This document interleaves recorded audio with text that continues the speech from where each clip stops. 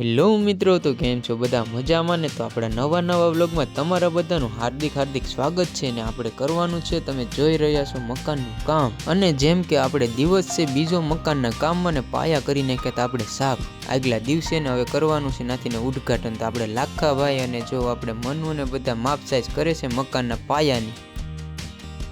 અને હા, હું જોતો જનાવરની જેમ જાસ્તી એ છે માપ પટ્ટી, મને એમ કે તમને નહીં ખબર હોય એટલે કહી દઉં. હા તો મિત્રો, પાયાની તો માપ સાઈઝ કમ્પ્લીટ થઈ ગઈ ને હવે આપણે રેતી નાખીને બનાવવાનું છે ગારિયું, ગરમા ગરમ શીરો મારા વાલા. અને પછી આપણે રેતીનો થઈ ગયો છે ઢેગલો. મારા મમ્મી મારા કાકીની બધા જો હારે છે તગારે રેતીને અમારે જયેશભાઈ ભરતા હતા. અને પછી આપણે સાગરભાઈનો વારો આવી ગયો છે ગારિયું બનાવવામાં. તો ગારિયામાં તો આપણે રેતીને બધું નાખી દીધું હતું ને હવે સાગરભાઈ ફેરવે છે રેતી.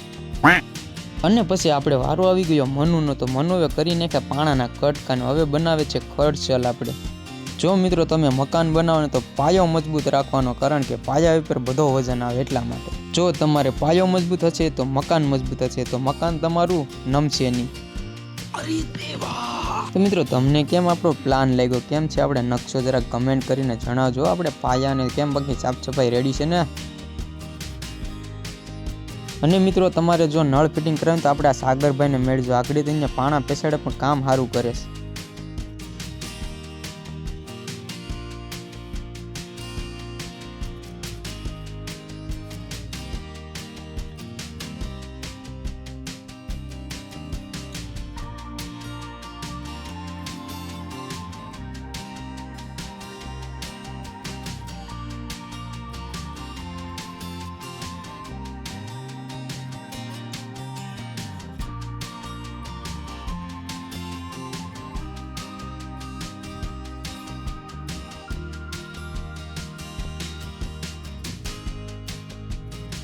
ને પછી આપણે આવી ગયું છે આ ગારિયું બોલે તો ગરમા ગરમ શીરો.